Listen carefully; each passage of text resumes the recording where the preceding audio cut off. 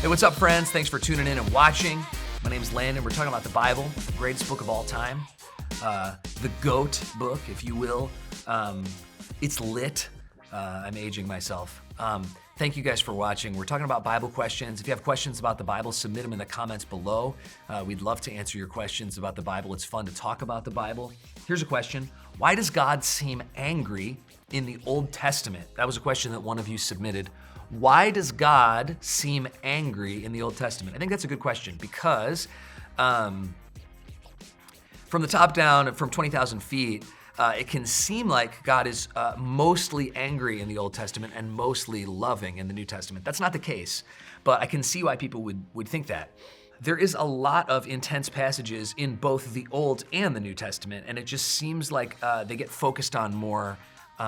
Like for example, in the Old Testament, God says to Daniel in the book of Daniel, "O Daniel, greatly beloved." And I just think, oh my gosh, that's like as tender as anything Jesus said. That's so loving and beautiful. There's a part in the Minor Prophets where it says that God rejoices over his children with singing. I mean, that's so precious and beautiful. There's a part in the book of Hosea where God tells Hosea to name his kids "not my people" and some other names, and then God says that he will say to "not my people," "you are my people." And it's this picture of how the people have walked away from God.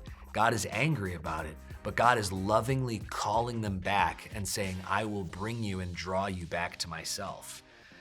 And maybe it's just that more of the well-known passages are more of the passages where God expresses his anger, which is righteous and holy, and they are there. I mean, when the people were at the base of Mount Sinai and God was talking to Moses, they begged Moses to not hear the voice of God because God's anger was so terrifying to them. But that's not the totality of God. And then also people think of Jesus in the New Testament, they're like, oh, he's like so loving, and he is, but he also gets really angry. Like he walks into the temple and starts flipping over stuff, and he's like, stop selling stuff here. This is my Father's house. You're making it like a robber's den.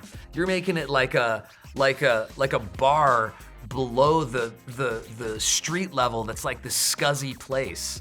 And Jesus also repeatedly says to the Pharisees in one of the most intense passages of all, "Woe to you, scribes and Pharisees." He says, "You're like whitewashed tombs. You're like painted graves.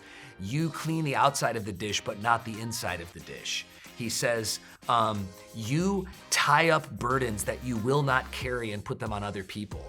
And so I think that when you really read the Bible in its whole context, I think you see the love and anger of God the Father in the Old Testament, and I think you see the love and anger of Jesus in the New Testament.